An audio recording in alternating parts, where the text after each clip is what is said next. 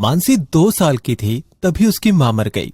अभी तो उसने मां को पहचानना शुरू किया था और भगवान ने उससे उसकी मां छीन ली। किशोर घर में बैठकर कब तक बेटी की परवरिश करता। आखिर घर चलाने के लिए और बेटी की परवरिश करने के लिए पैसा चाहिए था। जब से मानसी की मां मरी तब से वह घर में बैठा था। अगर वह काम पर जाता तो मानसी की देखभाल कौन करता। इसीलिए उसने मानसी की मौसी केतकी से शादी कर ली। सोचा था कि मौसी है तो मानसी का अपनी बेटी की तरह ख्याल रखेगी। केतकी, मानसी मेरी ही नहीं तुम्हारी भी अमानत है, इसका ख्याल रखना। ये भी कोई कहने की बात है? इसी के लिए तो मैं यहाँ आई हूँ। मैं इसे हमेशा अपने सीने से लगा कर रखूंगी। किशोर निश्चिंत था कि मानसी को केतकी से अच्छी मां नहीं मिल सकती। धीरे धीरे 4 साल बीत गए। केतकी ने इन 4 सालों में पहले 2 बेटे और फिर एक बेटी को जन्म दिया।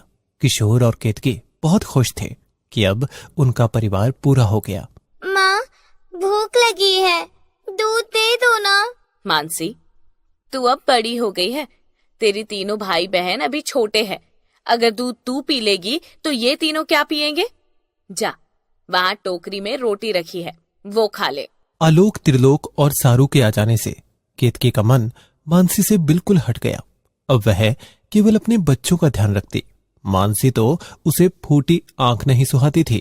माँ, मेरी चोटी बना दो, बाल बहुत ही उलझ गए हैं। बच्ची नहीं रही है, 6 साल की हो गई है। अपने काम खुद किया कर, समझी? मेरे तीनों बच्चे छोटे हैं। अब तुझे संभालूं या इन्हें देखूं? जान मुश्किल में आ गई है, मरती भी नहीं। नाराज क्यों होती हूँ माँ? मैं खुद ही बना कर देखती हूँ। बनाती है तो बना ले, मुझ पर एहसान थोड़े ना है। माँ, सारू को मैं गोद में ले लूं? अरे पीछे हट, मेरी फूल सी बच्ची गिर जाएगी। तू ना इससे बिल्कुल दूर रहा कर। खुद से संभला नहीं जाता, आई सारू को गोद में लेने वाली। भाग यहाँ से। चल, झाड़ू उठा और सारे घर में झाड़ू लगा। मैं जरा इन बच्चों को खाना खिला दूं। अब तो केतकी हमेशा ऐसा ही करती थी। मानसी अब उसके लिए सौतेली थी और उसके अपने बच्चे अपने। वह मानसी को किशोर के डर से स्कूल तो भेजती, लेकिन घर आने के बाद उससे घर का सारा काम कराती। दिन बीतने लगे, सारे बच्चे बड़े हो चुके थे, लेकिन मानसी के साथ सबका व्यवहार बहुत बुरा था। ये सब देखकर किशोर को मानसी की चिंता रहने लगी और वह बहुत बीमार पड़ गया। और एक दिन भगवान ने किशोर को भी अपने पास बुला लिया। अब तो बेचारी मानसी का इस दुनिया में कोई भी नहीं था। वह बिल्कुल अकेली थी। कुछ दिनों बाद, ये क्या कर रही है मानसी? माँ, त्रिलोक और आलोक के लिए राखी बना रही हूँ।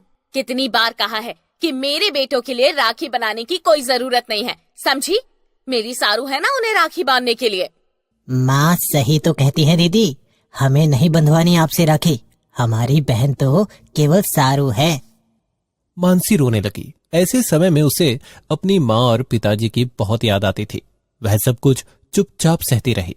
वह जब भी दुखी होती तो जंगल की तरफ निकल जाती और वहीं एक पेड़ के नीचे बैठकर रोती रहती। वह हाथ में अपनी बनाई हुई राखी के लिए रो रही थी कि उसे एक औरत की आवाज आई। रो मत बेटी, सब ठीक हो जाएगा। कौन है? कौन है यहाँ? मुझे कोई दिखाई क्यों नहीं दे रहा? तुम्हें कुछ दिखाई नहीं देगा बेटी, क्योंकि मैं हूँ ही नहीं, मैं तुम्हारी माँ की आत्मा हूँ। मेरी माँ की आत्मा? माँ, एक बार मेरे सामने तो आ जाओ, मुझे गले से लगा लो। तुम्हारी बेटी बहुत अकेली है माँ। आप और पिताजी क्यों चले गए मुझे अकेला छोड़कर? मुझे भी आप अपने पास क्यों नहीं बुला लेती?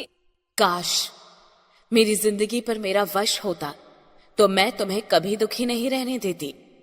लेकिन तुम चिंता मत करो, इतना दुखी होने की जरूरत नहीं है। इस राखी को तुम अपने भाइयों को जरूर बांधोगी। कैसे बांधूंगी माँ?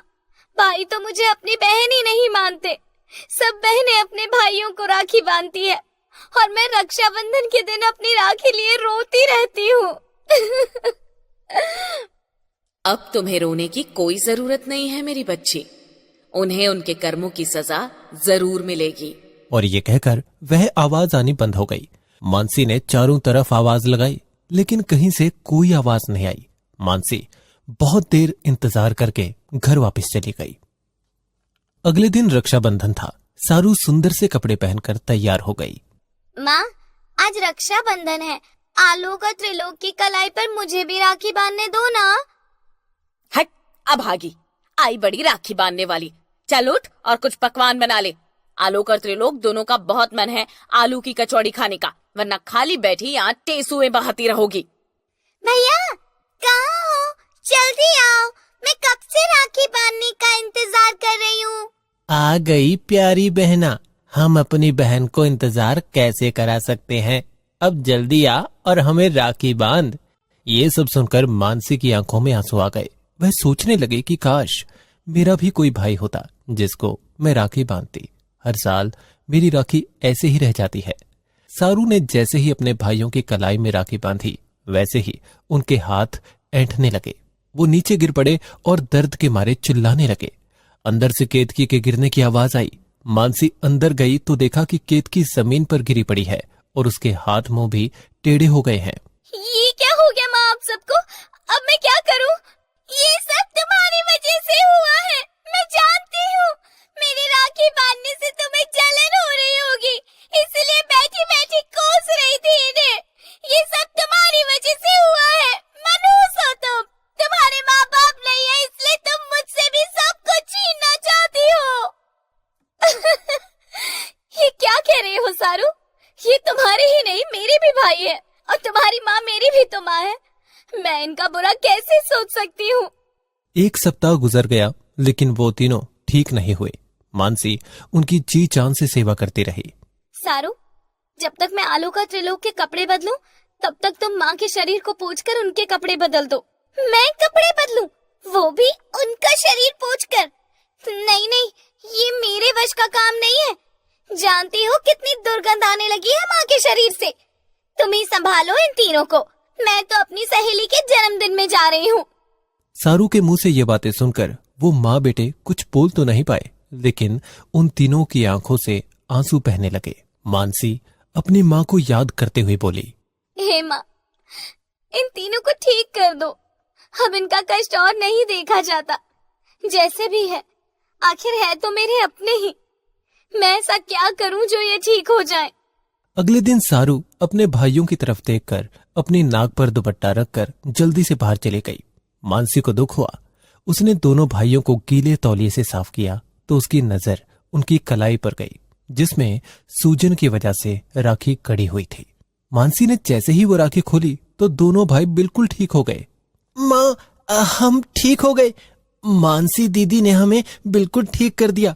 अब हम चल फिर भी सकते हैं और बोल भी सकते हैं। केतकी सब कुछ सुन रही थी, मगर वह बोल नहीं सकती थी। उसकी आंखें खुशी से चमक उठी और खुशी से आंसू निकल पड़े। भाइयों को ठीक होता देख मानसी मंदिर की तरफ दौड़ी और भगवान के सामने हाथ जोड़कर बोली, हे भगवान, आपका कैसे शुक्रिया करूं? आपने मेरे भाइयों को ठीक कर दिया। बेशक वो दोनों मुझसे राखी ना बंधवाए, लेकिन उन्हें कभी कोई कष्ट मत देना। मानसी ने मंदिर से प्रसाद लिया और घर चली गई। वहां जाकर उसने वह प्रसाद अपने भाइयों को दिया और अपनी माँ को भी खिलाया। प्रसाद खाने के बाद केतकी भी बिल्कुल ठीक हो गई। अरे मैं ठीक हो गई, मैं बोल सकती हूँ, चल भी सकती हूँ। ये सब मानसी की वजह से हुआ है। हमें माफ कर दे मानसी, हमने तेरे साथ बहुत जुल्म किए, हमने तुझे बहुत सताया। आज से तू मेरी लाडली बेटी है और ये तेरे भाई। हमने भी आपको बहुत सताया है दीदी, हमें भी माफ कर दो। अब हम हर रक्षाबंधन पर आपसे राखी बंधवाएंगे। ये क्या कह रहे हैं आप लोग? आप इनसे माफी क्यों मांग रहे हैं? लगता है आप लोग पागल हो गए हैं। माँ, मैं हूँ आपकी बेटी और इन दोनों की बहन। आप इन्हें इतना सम्मान क्यों दे रहे हो? चुप कर। खबरदार आज के बाद मानसी के लिए कुछ भला बुरा कहा तो। तू और मेरी बेटी, तुझे तो हम लोगों में से दुर्गंध आ रही थी ना। इसी की सेवा और देखभाल से आज हम तीनों ठीक हुए हैं, समझी? आज के बाद मेरे लिए पहले मानसी है और उसके बाद तू। आ बेटा मानसी, एक सप्ताह गुजर गया तो क्या, तुम आज ही अपने भाइयों को राखी बांधो। अरे जब जागो तभी सवेरा। मानसी की आंखें खुशी से छलकने लगी। उसने दोनों भाइयों को राखी बांधी। आज मैं बहुत खुश हूँ। मेरे लिए तो असली रक्षाबंधन आज है। और उसके बाद वो सब लोग मिलजुल कर प्रेम से रहने लगे।